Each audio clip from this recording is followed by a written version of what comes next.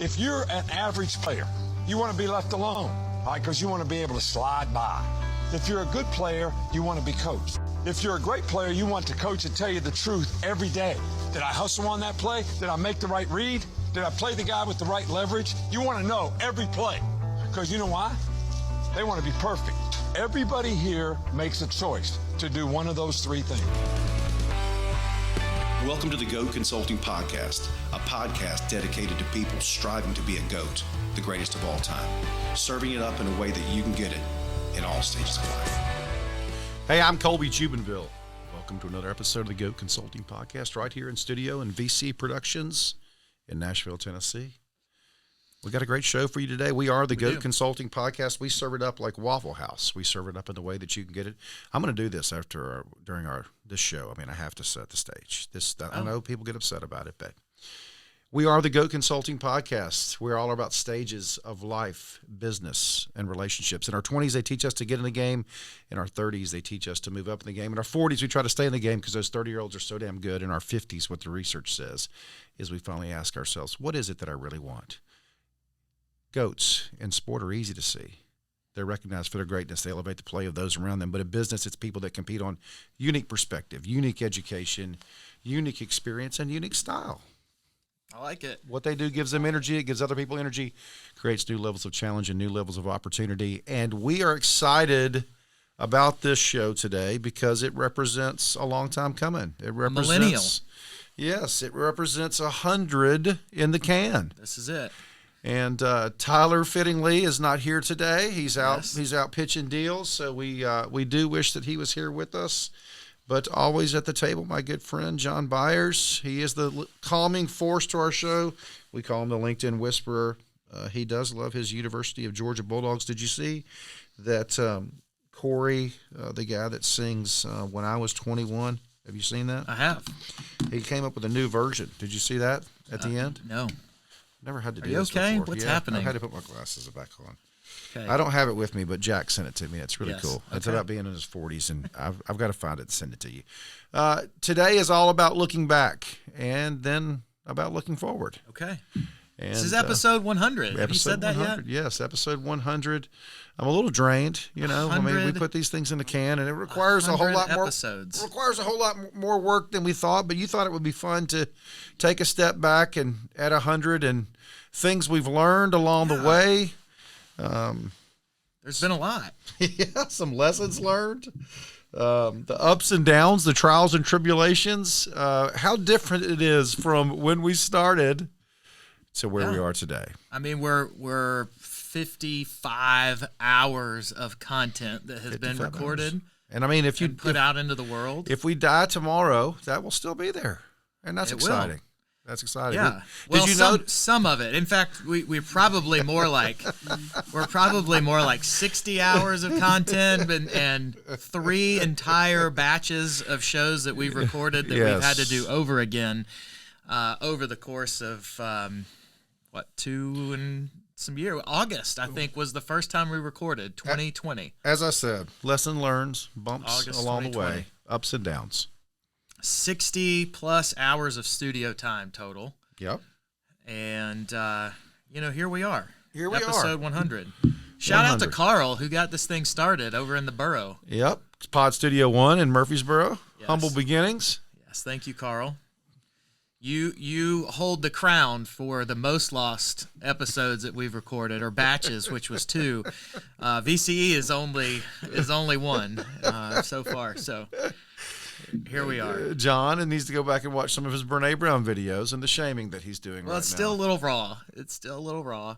But, nothing that donuts, particularly Five Daughters donuts. $5 donuts, the can't help. 100 layers for 100 episodes. And thankful for that. When you think about, of the 100 episodes, are there a couple that stick out to you? Oh, for sure. That are memorable? I've already got number 1. It's Okay, hands what is down. that? What is so I started this podcast. I said I wanted to do it for selfish reasons. Okay. And selfish reason number 1 is I found myself performing and not learning. And so this forces me to engage in the content in a way that you have to be actively participating in it. And so I know that you probably question that, but Yes, I do can go sometimes. through. I could go through every episode, and you can bring it up, and I will actively tell you some of the things that I learned along the way. My number one, followed by my number two. Okay. My number one. See if you can guess what it is. Oh gosh, what episode was it all about you? Did we have one of No, those? no, it's no. We should. That'd be a really good one. With Jim Cripps, you said I need a whole episode about me. You said that. Did I really? Yeah. That would be good, Davey. Add that to the list. You got it. So what is your number one? My number one is Jason Pfeiffer. Okay. Why is I know. that? What makes you say that? Well, because he reminded me, and I had forgotten about this, but three things. Okay. Opportunity set A, opportunity set B, vertical thinking, horizontal thinking, pattern matching, and pattern stacking. Yes. To me, that is the foundation of everything that this podcast is about. Yeah. My whole life has been about opportunity set B. My whole life has been about thinking vertically versus horizontally. My whole life has been about patterns. And I'd forgotten that. And he reminded me of that. And so that to me is number one. Number two is Anna Papalia and disruption. Okay. And I think that we live in a world where you choose to either get paid for your value or not your time. And here is somebody that woke up one day and said, we are not doing this the way that it needs to be done. I'm going to disrupt the industry. And not only did she provide value for those people that are choosing to engage in the interview process, she provided value and insight and clarity and focus and direction for those people that are interviewing other people. So what an incredible way to add value for both sides of it rather than just one. Those are the two, and I know they're recent, but truly I look back doing my preparation for today. Yes. And those two stood out to me the most. So I started making a top 10 list, and I got to 14. And before I said, I just got to stop because these were the top 14 that I came up with, and I'm going to just And let me just go ahead and say this because I need to get this off my chest. Okay. If I did prepare at the level that you did, you wouldn't be able to say the things that you say.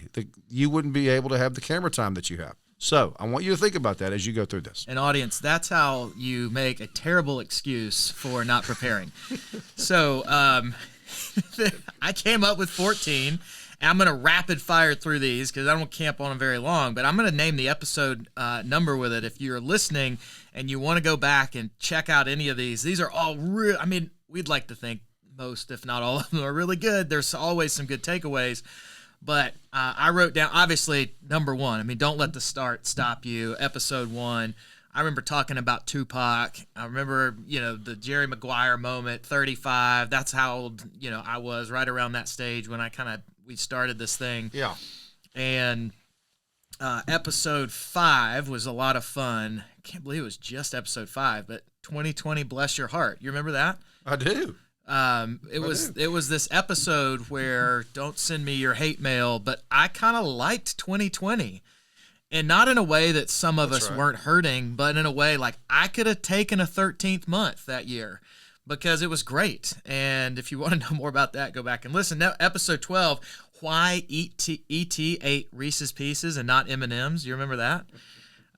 M&M's basically gave Spielberg the finger when he went to them asking to have M&M's in there, and Reese's stepped up, and that's a cool episode. That was a great episode. Episode 20 with Mel Gravely. That was really good. That was one of maybe the first, maybe a very few GOAT moments that emerged in that particular episode. I remember we had a little recording issue there. Well, yeah, it was, little feedback. Pod Studio One had some of that. Yep. But Mel was fantastic. I'll talk about him maybe later on in this conversation too. Episode 25, Love It or List It. That was a fun episode when everybody was remodeling homes and that kind of thing in 2021. And I talked about our contractor that did some work, Jose.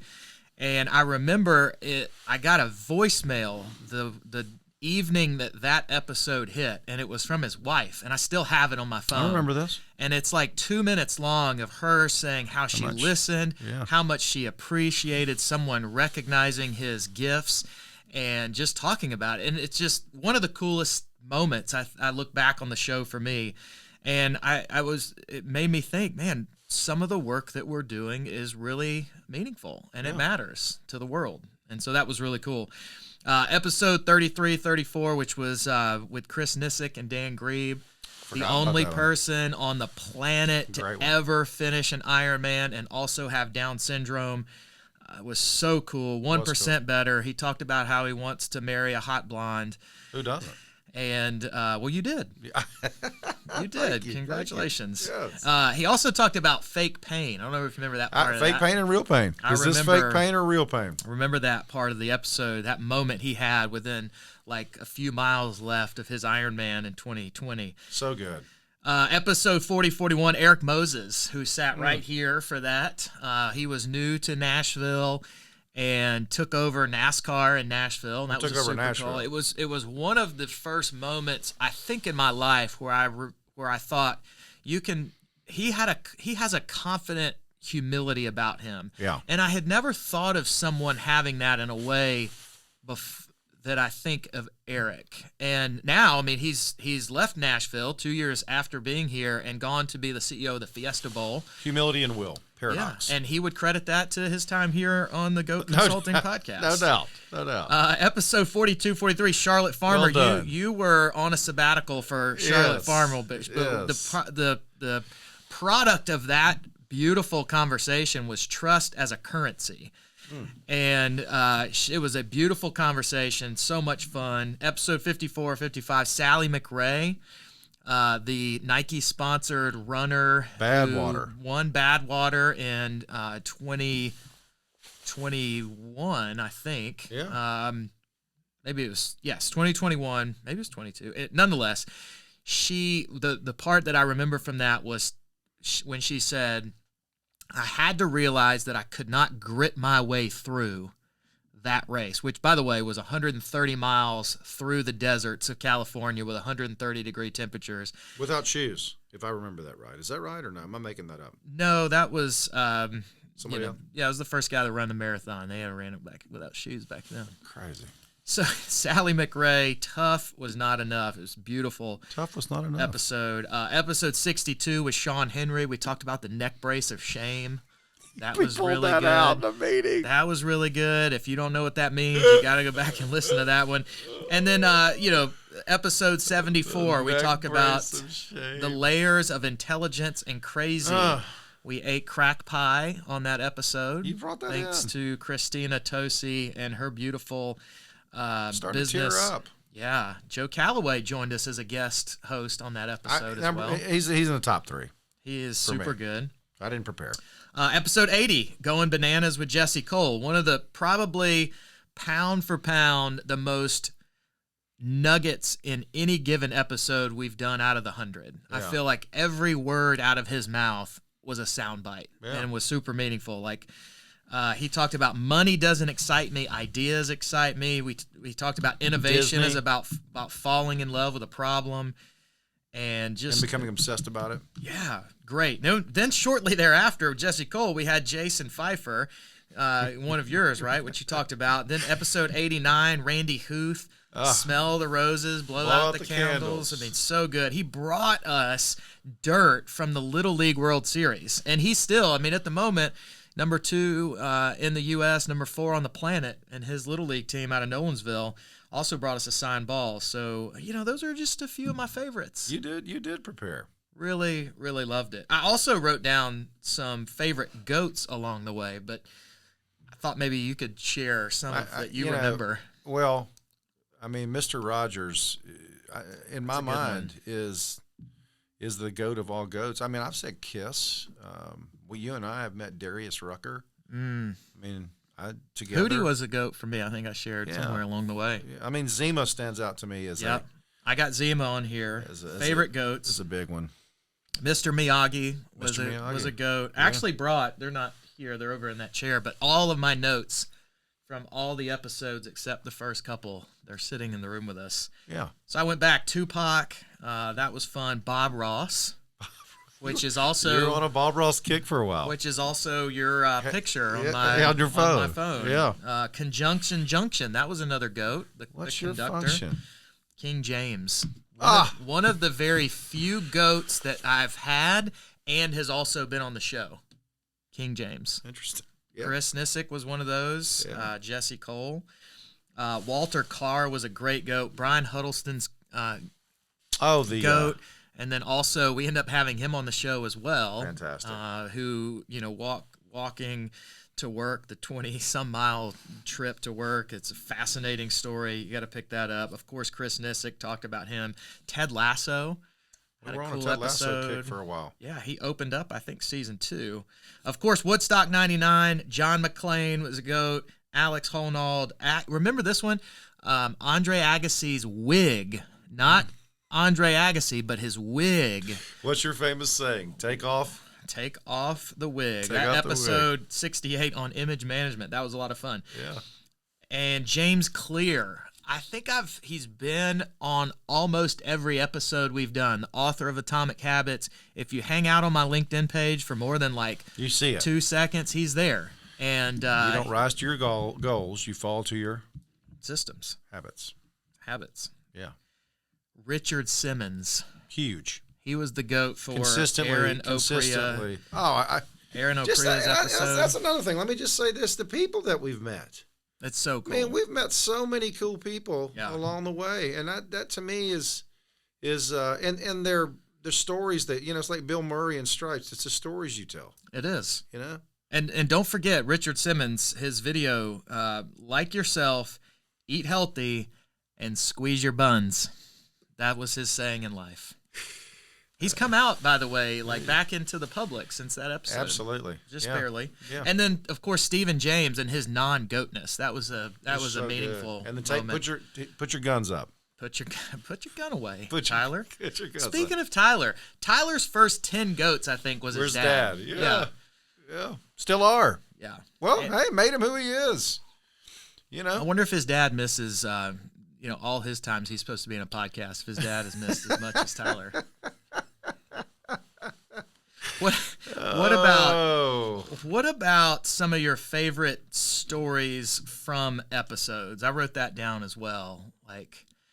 As you're looking back on your notes, I've talked about the moment where John David we said he couldn't go to a friend's house to sleep over. He said, "No, I'm going anyways." He went, called us 2 hours later, was so distraught. eaten up at himself Yeah. for not listening, and said he would walk home in the rain if we wouldn't come and get him. And you let him.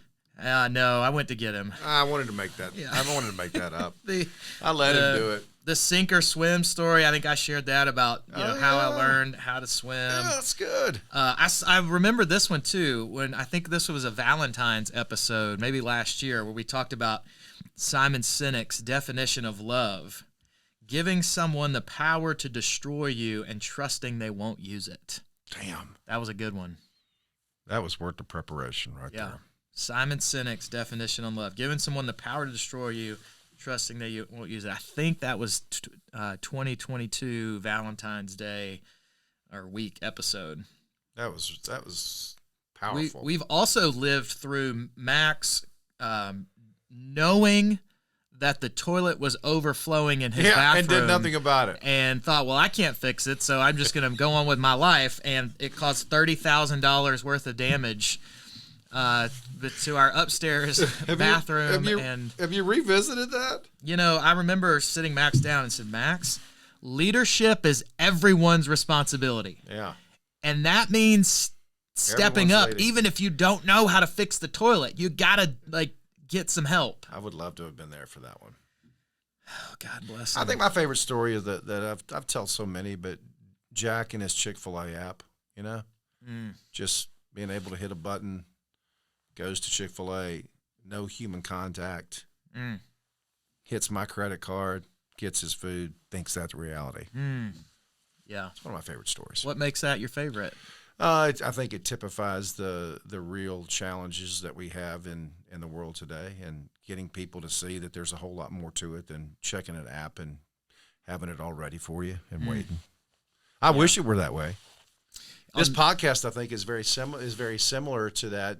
I think about like the way that you rattle off. We're going to do a two segment interview, Here's part one.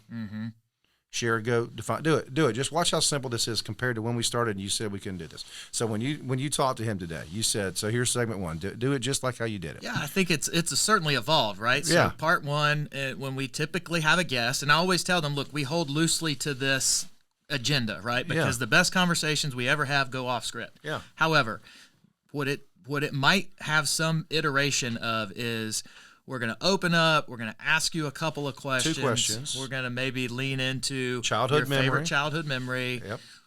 Defining moment. Defining moment before 35, right? Yep. Give us your definition of a goat and share a goat. Definition Then of goat, share a we goat. typically wind that episode down Shut at it that down. moment. Yep.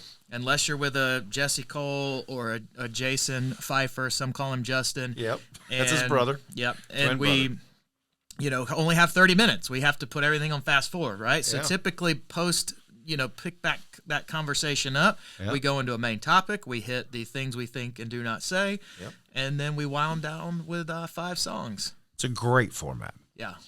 I watched that video, The Things We Think and Do Not Say. I watched it like probably 10 times. I always watch it in classes.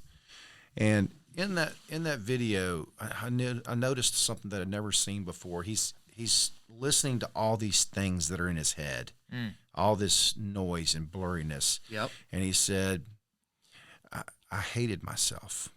And then he says this. Now look how cool this guy gets it. He goes, no, I hated my place in life. And the only way that character can get out of the place that he is in his life, where I think a lot of us find ourselves, is the things we think and do not say. So he makes that mission statement.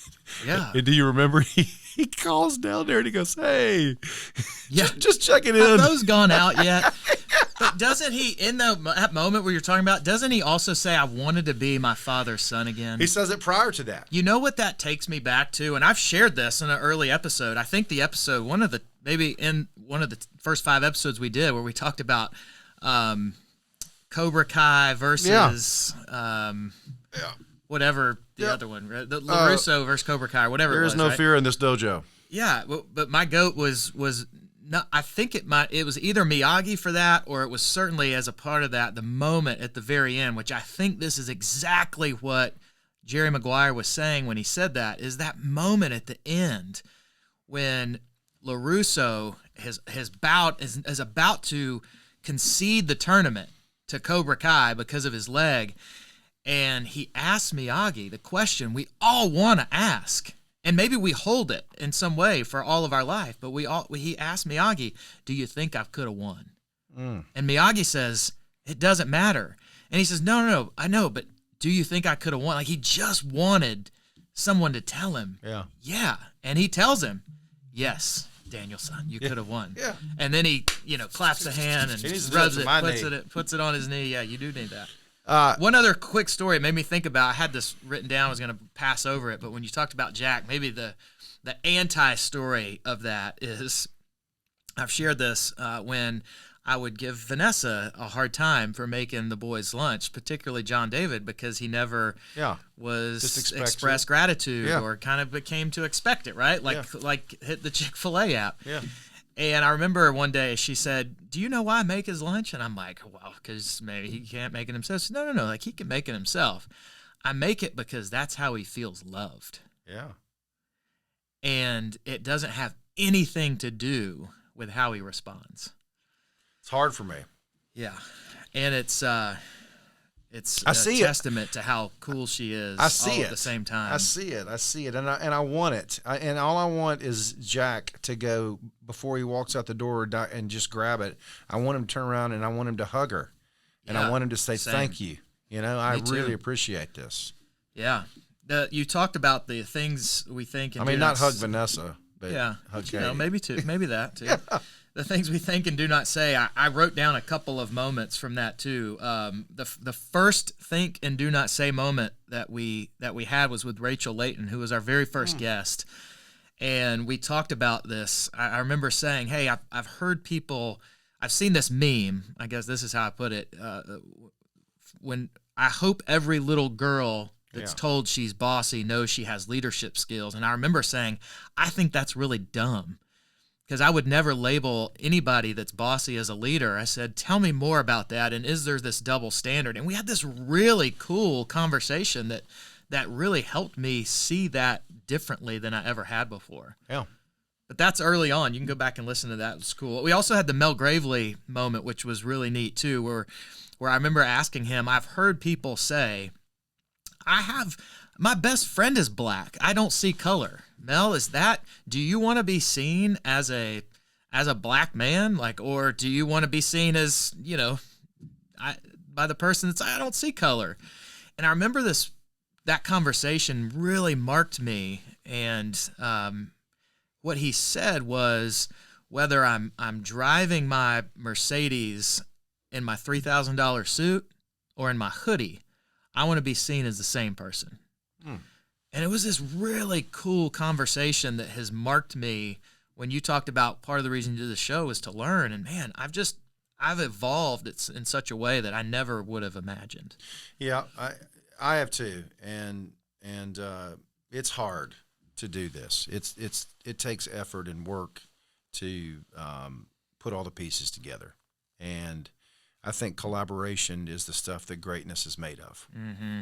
And when you get people together that all want to try to accomplish the same thing, the definition of a relationship is when two or more people gather together through interdependence towards a common goal. And that's when it makes a personal relationship, the interdependence and the common goal. And that's the goal, to be interdependent, not independent. Yeah. And not, even though that's kind of what the world tells us, be independent, right? Yeah.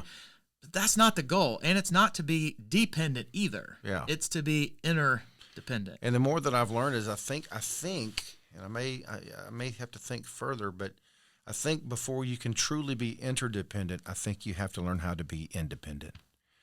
And I think it speaks to what Jim Cripps talked about early on, is having that adversity and fighting through it and getting to the point where he used that adversity to stand on his own and then say, now that I figured out how to stand on my own, I want to stand together with other people. I don't know. But speaking of learning, one other of the three things I wrote in the Think and Do Not Say moments, John Donovan, where he said, training is for dogs, learning is for humans.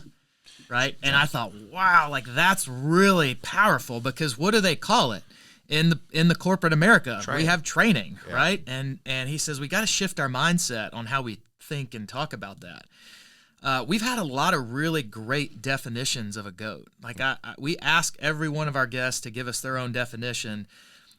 We've got a definition of a GOAT. This is how a few folks have said it. Joe Calloway, master obstacle remover. That's how that was in his definition. Goats elevate everyone around them. We had a few folks that said that. Identifies and evolves their gift, which is a version of kind of what Jim Cripps said today too. But that came from Spencer Tomset, our good friend and future Super Bowl commentator. Very similar. And I thought this was, and going back and looking, I thought this was really interesting that Jesse Cole and Jason Pfeiffer had very similar definitions of goats. Cole said goats get excited about ideas, and his goat, by the way, was Walt Disney. That's episode 80. Whereas Pfeiffer said they come to represent big ideas. So Cole, goats get excited about ideas, not money, is essentially how he put it, and Pfeiffer come to represent big ideas. If you remember episode 86, Jason Pfeiffer, his goat was Joshua Norton, who had claimed himself to be the emperor of the U.S. and protector of Mexico. I want to party with that guy. I mean, with Joshua Norton? Yes. Yeah. God, yeah. That was good. I mean, I think I might have known him in college. I'm pretty sure I did. Robbie Allen says... Robbie Allen. Was episode 90, 91, CEO 1GI, super cool episode. His definition, someone or something that forever alters that which comes after them. Yes. So beautifully said. Max Goldberg, episode 97, says a goat has an insatiable curiosity. And then Anna Papalia, I liked her. She says destroys. Goats destroy the status quo. Episode 95. So you don't think I go back and listen, but I do. I do. Well, it's been a fun ride, and we're going to close out with music, by the way, just like we've we've always done with our guests, and we've Yes. never shared our Yeah, own. I want to thank Dev Digital for their commitment over the time they spent with us. I want to thank VC Production. They come in and constantly provide a level of professionalism in the work that they do. We couldn't do it without them. And I want to thank you and Tyler for making the time to do this. This is fun for me. I hope it's valuable for the audience, and look forward to continuing on. Yeah, and I think for me, like to your point, I love and have continued to fall in love with the heart of what we've done, which is really connection and pulling people's stories out of them, right? Like everybody has a great story. Some are more boring than others, and I feel like we have just had some of the best stories, I think, on the planet.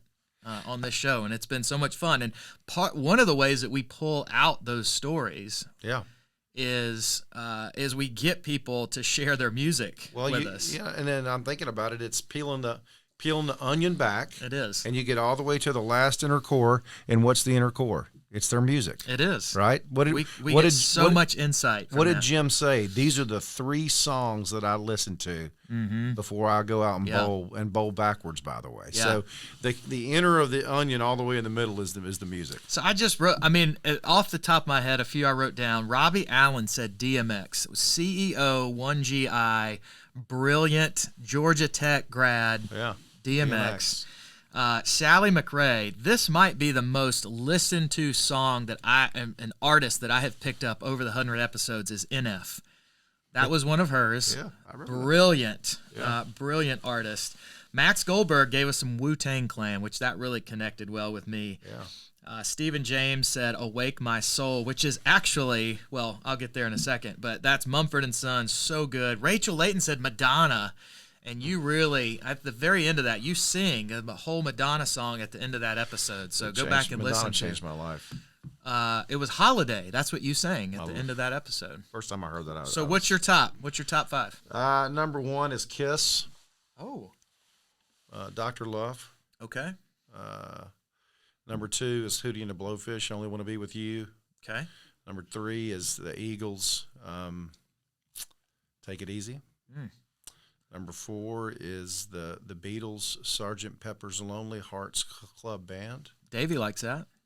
And number 5 is Neil Young, Old Man, Take a Look at My Life. I'm a lot like you. Have you seen the one where, what's his name? Tonight Show. Jimmy Fallon. Jimmy Fallon. Oh, yeah. yeah. Have you seen the video where? Yes. Yeah. Okay, that's such a good. So video. good. Yeah. Davey, what's on yours? What would be a couple of your top? My top songs, or what? Yeah. You want me to look? Songs, artists, whatever comes to mind. I can look on my Spotify. As Davey's bringing his up, what would be on Tyler's? I mean, he's not here, so we can completely make it up. It's probably like Spice Girls or something. all that I want is another baby. I don't think he listens to music, man. I think he's too busy. That's not a surprise thing. me very much. That's okay, not a I got thing. my. What you my got? top 5. Okay, so number 1, this is on repeat, like Okay. right now. Nobody by Half Alive, Invisible Things by Love, Good For Me by Double Camp, Photograph by Cody Fry, and Sprite by Coin. Okay. I'm old. I need to listen to all They're good those. songs. I bet you they We'll have Davey's songs up on our website later. Here's my top 5. Number 5, "Awake My Soul," Mumford & Sons, which I think because I picked that up from Stephen James, and it's a incredible, brilliant song that's worth listening to. So I think that's creeped its way. Number 4, "Life Goes On," Tupac. Makes sense. My number 1 ever GOAT shared on this podcast. Number 3, "Who I Am" by Need to Breathe. It's really good. Yeah. Number 2, "Heading South," Zach Bryan. It's fantastic. Zach Bryan. And number 1, "Bring the Pain," Method Man. I don't know that. It's very good. Wow. These, I need to spend some time. These 5 are very insightful. my life right now, I think. So It's the last piece of the onion, right? there it is, 100 episodes down. We made it, and it has been an incredible journey. I appreciate your efforts and energy Thank that you you've for brought to getting the us table. here. Yeah. Absolutely, Davey. We appreciate VCE. We serve it up like Waffle House. We serve it up in a way that you can get it. We hope that you continue to take an investment at us, and we'll continue to bring some emotionally compelling content to you. It's about life, business, and relationships. And for Tyler Burnett on the road and John Byers right here at the table, I'm Colby Jubenville. And thanks for listening to the Go Consulting Podcast. Boom.